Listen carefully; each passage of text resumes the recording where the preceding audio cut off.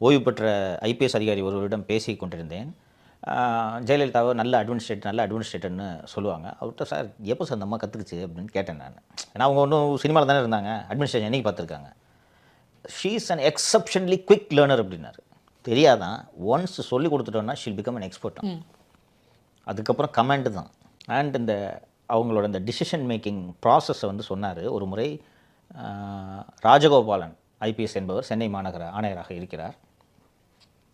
உளவுத்துறை வந்து ஒரு அறிக்கையை அளிக்கிறது முதல்வருக்கு. சென்னை மாநகரம் முழுக்க காவல்துறையில் ஊழல் புரையோடி போயிருக்கிறது, இவ்வளோ ஊழல்னு எங்கெங்கே யார் யார் எவ்வளோ மாமூல் வாங்குறாங்கன்றது இந்த அறிக்கையெல்லாம் உளவுத்துறை அளித்து விட்டது. அளித்ததும் அந்த உளவுத்துறை அதிகாரி கொண்டு போய் ஜெயலலிதாட்ட கொடுக்குறாரு. அவங்களோட டெசிஷன் சொல்கிறேன்.